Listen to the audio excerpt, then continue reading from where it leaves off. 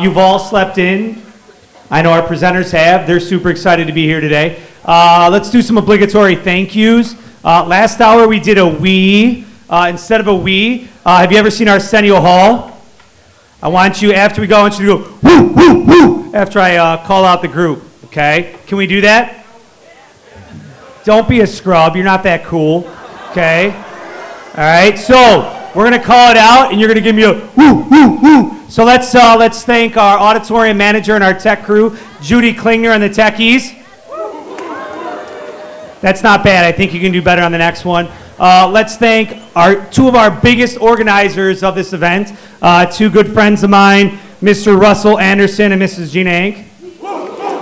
See, that was better, and they definitely deserve that one. Want to thank you for being a tremendous crowd and a wonderful student body. All right, this side of the room right here, I am sad for you. You are awful. Let's try this again. Let's give it up for the left side of the auditorium. Better, let's give it up for the middle of the auditorium. Let's give it up for the right side of the auditorium. My man up here's got it down, I love it, okay? Hey, have some fun today. We've got presenters that are ready to bare their soul. The thing that I warn my classes about, unless your teacher told you to have your device out, put your device out away, right? If you're supposed to have a paper out because you have a little note sheet you're taking, have that out. Otherwise, your eyes should be up here. This is a 40-minute period that is not about you. It's about the 5 people up here that are willing to share something intimate with you, which is one way or the other they're writing. So give them some love as we bring up our first presenter. And feel free to continue the Arsenio Hall. If you want to clap, clap. But whatever you need, our first presenter, Gina Heinzen.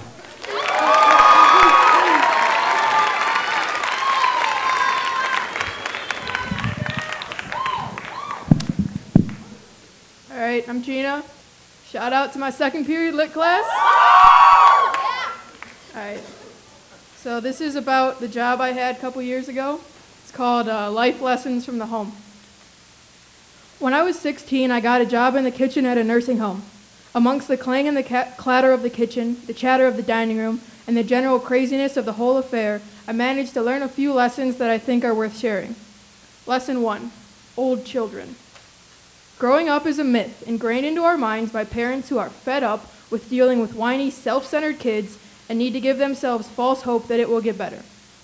Don't believe me? Allow me to propose a situation. Hey, you're in my seat. Get out. We don't have assigned seats. I can sit wherever I want. I've been sitting there forever. It's my seat. Move. That's a temper tantrum we could hear in any grade school.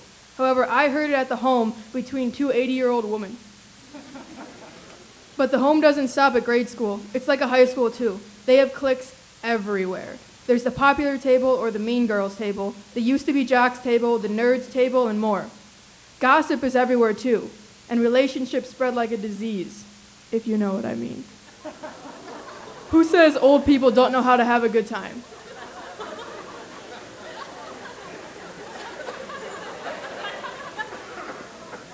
Lesson 2, toast is not toast. The kind old lady routine is just an act. The older generations are very particular about the food they eat, and some are downright nasty if it's not to their liking. They'd complain if their food came out last or first, and my personal favorite, if their toast wasn't really toasted. One woman once threw a fit because I had ruined her sandwich by not toasting the bread.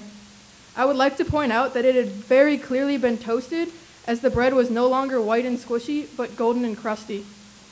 However, the customer is always right, so I retoasted her bread, and when I returned it to her, she insisted it still wasn't fully toasted.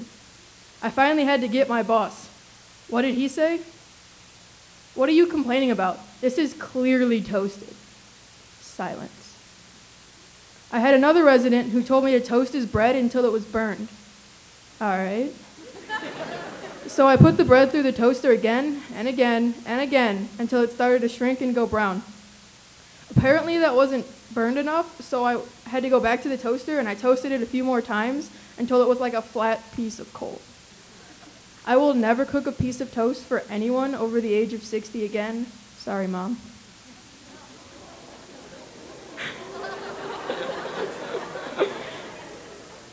Lesson 3, the queen. Old people want what they want, when they want. One resident, who I shall call Queen, believed that her needs should be my first priority, and I should come at her beck and call, regardless of if I were right next to her or across the room.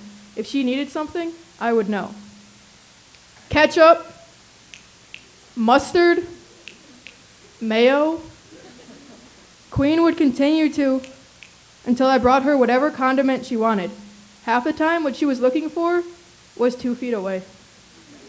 She would continue to until I came back and physically moved said condiment from 2 feet away to 2 inches away. And I'll never forget. Service with a smile, young lady. Lesson 4. Oh, Norm. When people reach a certain age, they will never change their ways, no matter how out of date those ways are.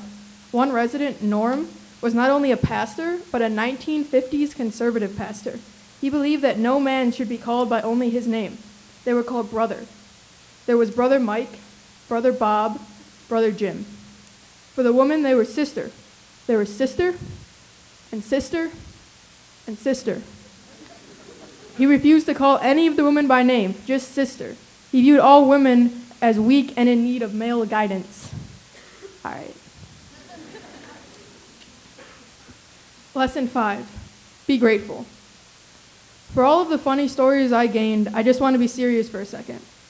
The biggest lesson I learned from the home was not to take freedom for granted.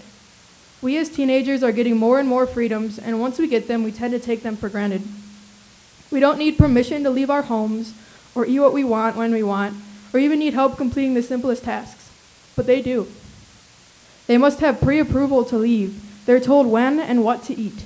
Some even need help moving from room to room. So just remember the next time you hop in your car and drive to McDonald's that you're lucky to have that freedom. And realize how hard it must be to be made to feel like a child again. So the server being at your beck and call, or the toast being just right, or even having your seat is all you've got left. Applause.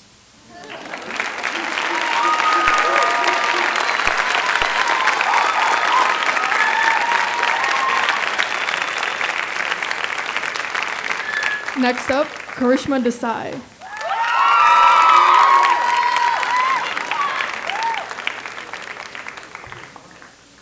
Hi, everyone. The piece that I am going to read today is something I wrote for one of my college essays, and it's called Fantasy Football and Feminism. The first time I told a guy that I play fantasy football, he laughed in my face. You play fantasy football? He said incredulously. Are you sure? After I assured him that yes, I was sure, and no, I wasn't making it up, he proceeded to shout it out to the entire class. Most of the girls shrugged and continued their conversation, but the boys looked at me with disbelief. No way, one guy scoffed. Girls can't play fantasy football. Until that moment, I didn't think there was anything odd about owning a fantasy team. However, with all the eyes on me, I shrunk into myself. I mumbled something unintelligible before walking away. I saw where he was coming from. A short, scrawny Indian girl isn't the exact typical fantasy owner, and I was embarrassed. I was 10. It was the age where I was supposed to be exploring my interests. Instead, it became the age where I was ashamed of them. I quickly found that being myself was only acceptable around my family and close friends. So whenever I was in public, I tried to fit in. Throughout the rest of grade school and junior high, I wore my conformity like an invisibility cloak, hiding me from the harshness of judgment. It wasn't until high school that I started to throw off that smothering blanket. I began to see the internalized misogyny around me that started with the statement, girls can't. I saw how I stunted my own potential because I listened to that statement and decided that it needed to change, not just for me, but for all the girls in the world. I began to defy gender roles because I started questioning why they were even there in the first place. It started small, with correcting people when they made comments like man up or stop acting like a girl, but it soon grew to something bigger. I dedicated myself to dispelling sexist stereotypes, and I got my biggest opportunity when my religious group invited me to speak at a monthly meeting. When I first introduced my topic of feminism to the group leaders, one of the men told me that he didn't really feel like this was relevant in today's world, and that I should consider another topic. No one else made a move to defend me. That night, I remembered the first time someone told me that I couldn't and how small and insignificant I felt. It was like I was 10 all over again. But I no longer was that little girl, and I was no longer hiding. I knew I didn't want any girl to have to hide her interests to cater to society's needs, whether it be dresses or football. So I decided I was going to present on feminism anyway. After my presentation, the man that originally questioned my topic came up to me and said 3 little words that made it all worth it. I was wrong. The next time a guy questioned me about fantasy football was 6 years later. Why would you play fantasy football? He asked. This time I was ready. Why shouldn't I? I love it, I said, looking him straight in the eye. He stammered out some sort of excuse while I smiled and walked away with my head held high. As I fixed the lineup for my team, Discount Double Check, later that night, with Aaron Rodgers as quarterback, of course, I knew I would make the same decision again. Every time, I will choose to be unashamed of who I am. I will keep fighting for that girl who is still scared to speak up. But I will never go back to being her because I learned something important. Not only can girls play fantasy football, they can win.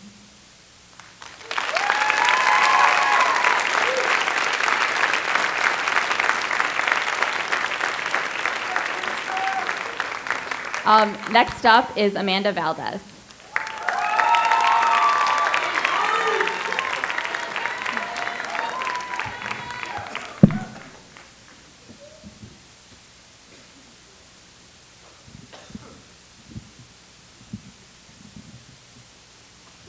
Hey guys.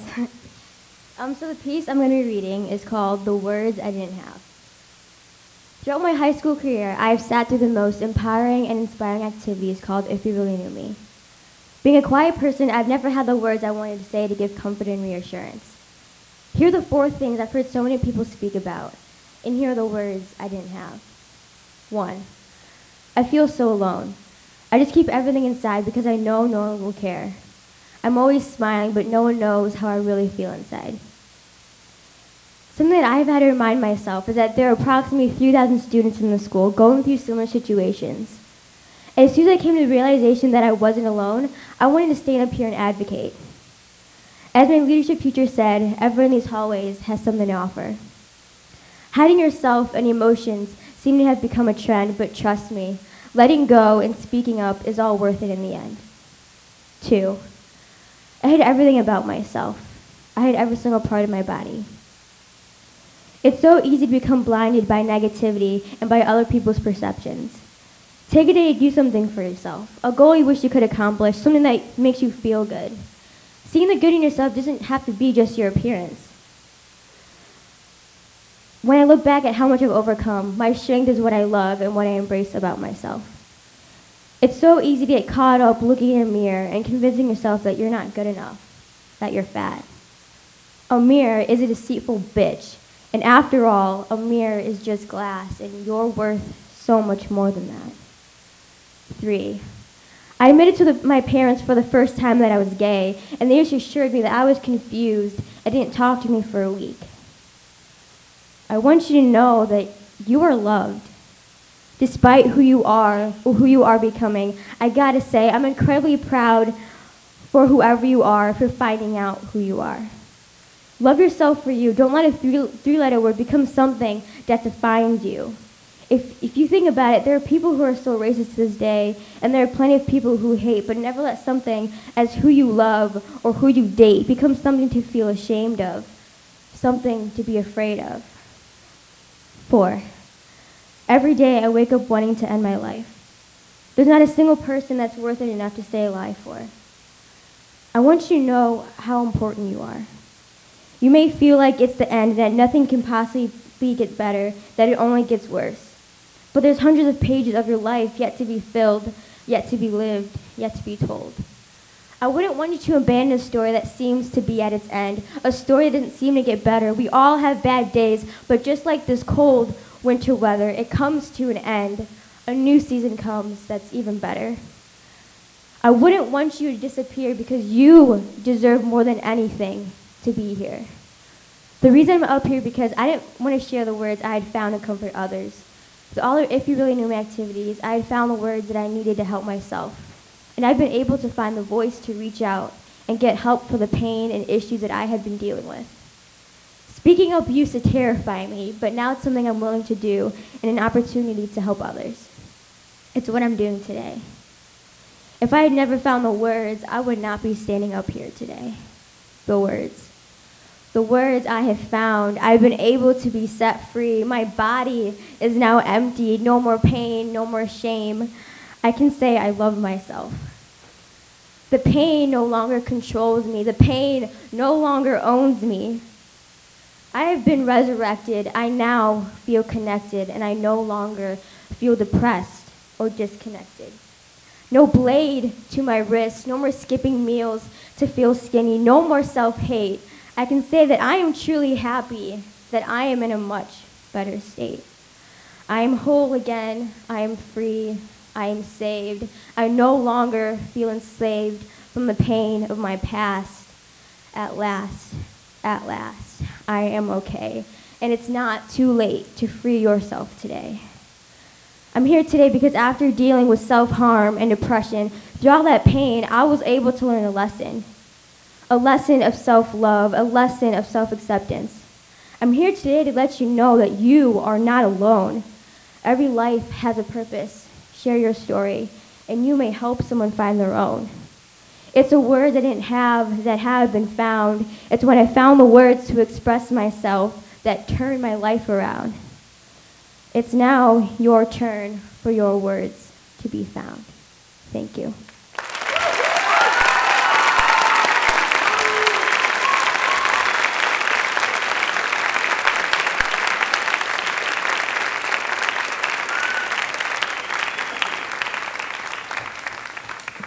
Up next is Rakim Adebayo.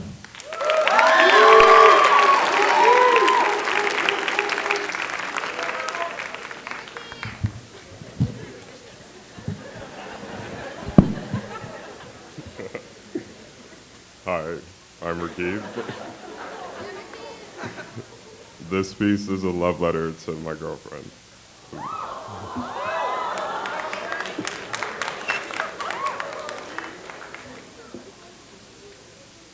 Dear Yasmin, I'm writing this to say hello. I want to finally say hello because I couldn't utter a single word when we first met. Believe me, I had 1,000 things to say, but I couldn't even make out a simple hello. I didn't have the confidence to. You stood in front of me in all your beauty and you stole my breath away before I had the chance. I don't think I've told you about the effort I put into our first meeting. I knew you'd be at the party and I literally got a fresh haircut an hour before I met you. And I wore my best outfits in hopes of swaying you. You were just standing there, effortlessly beautiful. To be honest, beautiful is too weak a word to describe you. I have the entire English language with its vast spectrum of adjectives at my disposal to describe you. You're far beyond beautiful. You're beauty personified, and you're enrapturing, captivating, ravishing, beguiling, incredible, overwhelming, adorable, alluring, enticing, and radiant.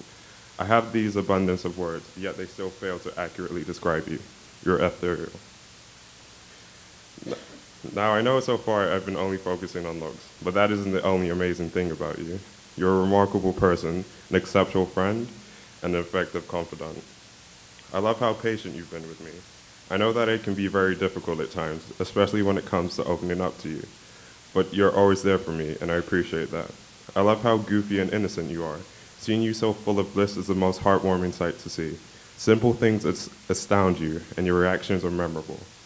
I love how much you genuinely care. We are complete opposites in this matter.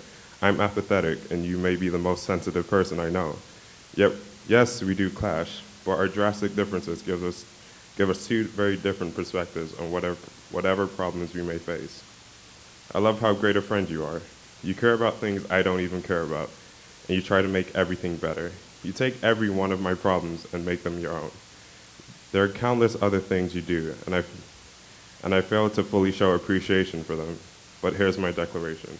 Yasmin, I appreciate every little thing you do, and even if they don't work out as well, I appreciate it.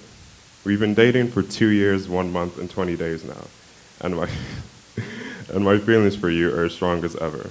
The thought The thought of you puts a smile on my face. Whenever I speak about you, I turn to a little kid speaking about his most prized possession. Seeing you makes me inexplicably happy.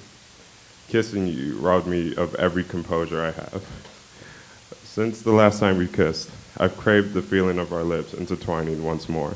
Since the last time we saw each other, I've yearned to see you smile in person because it is as if all of you has overcome with joy, and it's truly a sight to behold. Since the last time we hugged, I've longed to hug you 1,000 times more to feel your warmth. Since the last time we met, my world has been bleaker, and I can't wait to spend a day with you again. My time with you has finally given me the courage to say this. Hello, Yasmin. I love you. I love you more than words can say, and I can't see myself spending the rest of my life with anyone else but you. Yours truly, Rakib.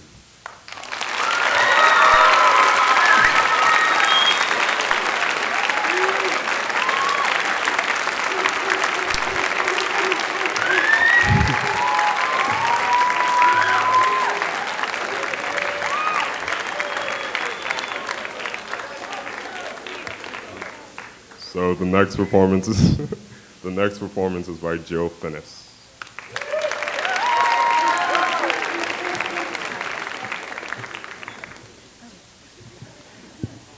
Okay. Oh, all right. Well, don't know. Okay.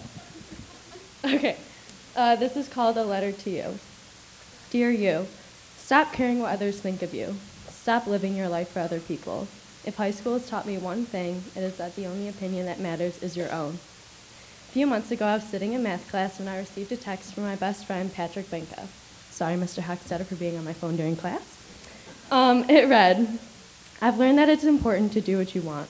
For the rest of the day, I thought about that text.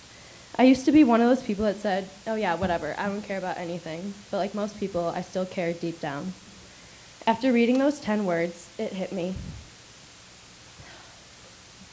I thought, you know what, I'm going to put all of my time and energy into myself and making sure I'm happy.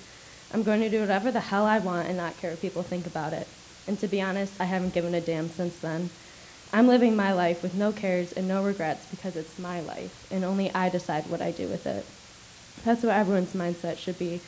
Stop living your life for someone else, especially the people in high school. Chances are after graduation, you aren't going to talk to a majority of the people that you're with every single day. So why should their opinion matter? That was my biggest mistake, caring what you all thought of me. And after I stopped caring, I've never been happier. I've also learned that it's important to not be ashamed about being confident and loving yourself. Why is that considered a bad thing? I will proudly admit that I love myself, and why shouldn't I? After dancing to Fergie while getting ready, why shouldn't I be able to look at myself in the mirror and think, damn, I look good. Your life is your life and not anyone else's, so stop giving them the power to control what you do. Not many people have found true happiness because it starts with loving themselves first. Love yourself for who you are. As my mom would say to me, you are the prize, and you have to tell yourself that every day. After you tell yourself enough, you'll believe it, and finally, you'll become it. So, live your life with no regret and no guilt. Live your life the way you want to live it, because damn it, you can. Love me.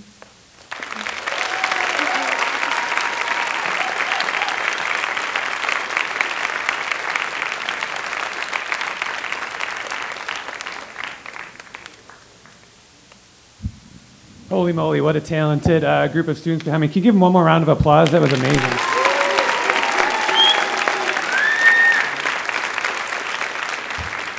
So we have a few remaining minutes, so I'm going to ask some of these students prepared some extra pieces.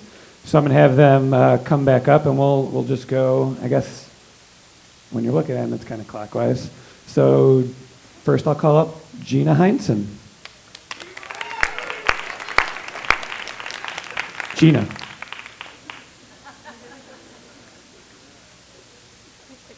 Thank you. All right. So I got a couple poems. This first one I wrote back in freshman year.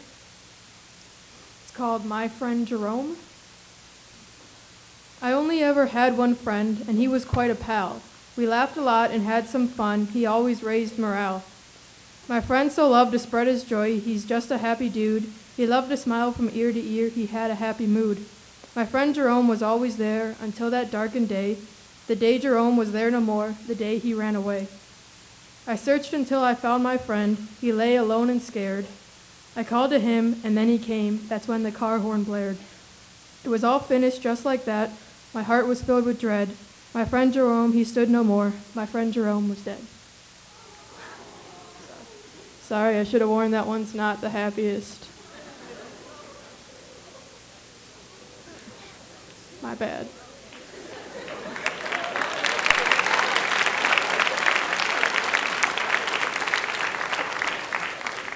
This other one I wrote this year in English. It's based off of 13 Ways of Looking at a Blackbird. It's 13 Ways of Looking at a Politician. 1. Among hundreds of inspecting constituents, the only thing shining was the smile of the politician. 2. I was of three thoughts, like a debate in which there are three politicians. 3. His promises sputtered in the long nights. They were a casualty of the production. 4. The people and the government are one. The people and the government and a politician are one. 5. I do not know with which to align, the braying of the donkeys or the trumpeting of the elephants, the politician talking, or forever after. 6. Debates filled the booming chamber with heated egos. The grin of the politician dotted it left and right. The influence outlined in the grin a misleading gesture. 7. O stubborn people of America, why do you imagine pure leaders? Do you not see how the politician slithers towards the people of the town around you? 8. I know honest mistakes and false, purposeful cover-ups.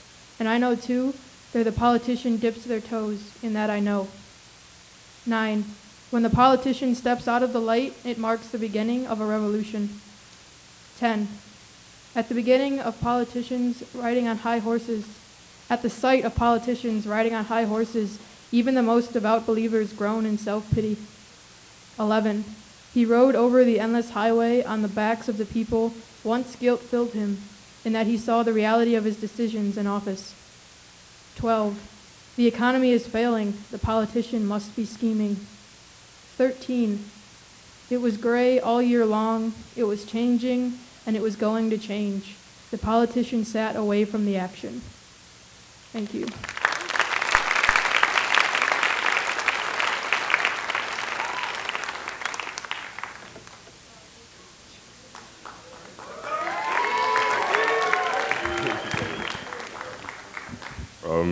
My piece is pretty much the same.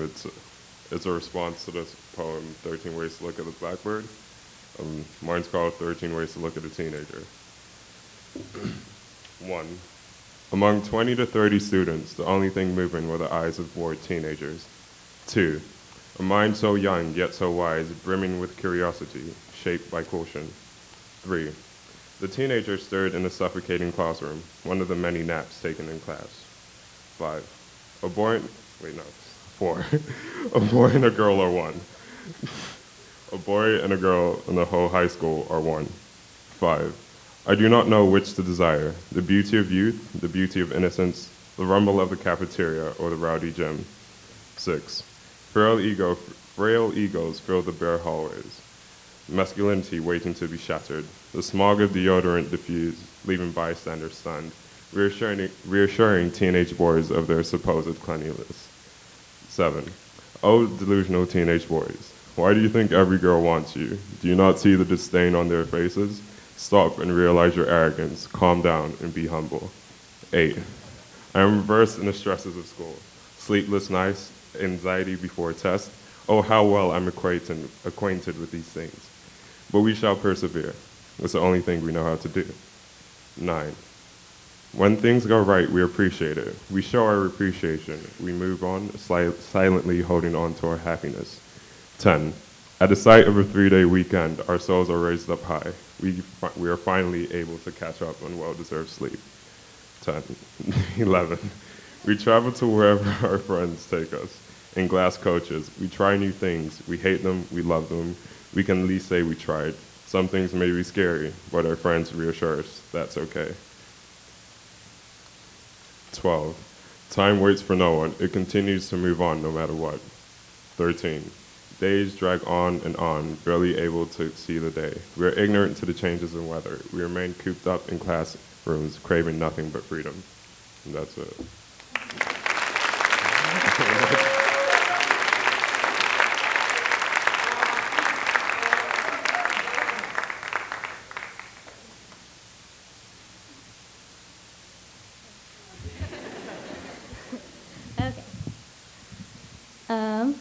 I think I'm just going to read a poem that I had to write for my leadership class because it was amazing. So, here I go. It was called Here I Am. Here I am, standing in front of you wishing I was something I could never hear myself feeling, confident. My legs aren't crossed over each other. My voice is in a soft whisper. My eyes no longer show fear. My eyes are no longer speaking to the ground. I'm speaking to you. Here I am thinking I'll never be able to express my gratitude and motivation I've gained from every single one of you. One of the things I took out of this class is that what we all try to achieve is success. We learned that with equifinality, the pressure of college right after high school doesn't have to be our reality. In this class, we've revealed our essence of who we hide behind our persona. We've seen each other for more than the label signed beside our name. We have realized beyond the high school diversity that we are all relatively the same. In this class, we don't need to hide. We can be honest about ourselves, about what's going on inside. In this class, we've been revealed to the parts of ourselves that we've been desperately trying to seek. We have only been able to become so comfortable with each other and ourselves. We have all gotten a chance to use our voices. We have all gotten a chance to speak. In this class, we've been able to see each other beyond our persona and get to know each other for our essence, for who we really are. In this class, I know everything we've learned will take us all far. Here we are. Here we are in our last couple of days of leadership. We have been able to grow and find the leader within ourselves. We leave this class hoping to leave a space for the next semester of students as an semester who are waiting to be seeked. Here we are leaving with a different piece of ourselves as a new body of students come in feeling as curious as we first were. Let's leave behind who we once were at the start of this class for others to discover. Let it be welcome mats in the front door. Let's leave with a new piece of ourselves that we no longer have to search for. Here I am, leaving behind my persona that I never signed up for. I no longer have to hide myself in what seemed like a trapdoor. I take a deep breath, relieved that my persona of just being shy and quiet no longer has to define me. It doesn't need to be true. Here I am wanting to say that I am thankful for every single one of you. Thank you.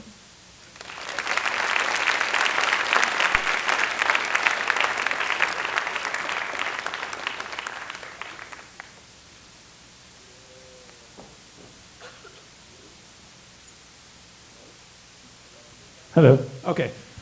We have time for one question. Mr. Anderson, great. Seniors all on the panel here?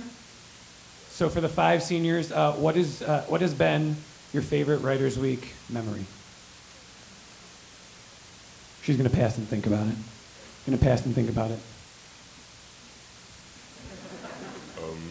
Hello? Okay. It was last year meeting Sierra DeMolder. Like, her poetry is very strong and passionate, and it's amazing. Yeah. What? Okay.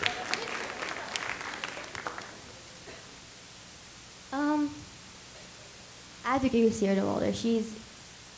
Her poetry is so incredibly empowering, and I love watching her perform. And I love Writers Week, like every single second of it. So there's not like I don't have like one particular favorite part, but Sierra DeMolder is definitely a highlight. Okay, so like as much as I loved everything, obviously, I think my favorite Writers Week experience is definitely last year when I was fortunate enough to present then and share like my personal story. So like that was really cool. Even though I woke up with the flu that morning and went home right after, it was still fun.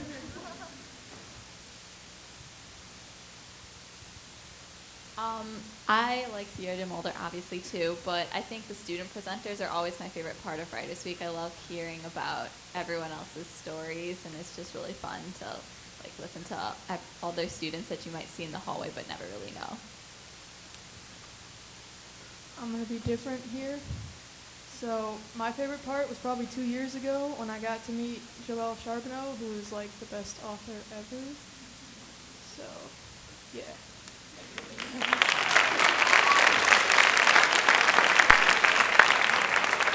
All right, we'll see you guys tomorrow. Thanks.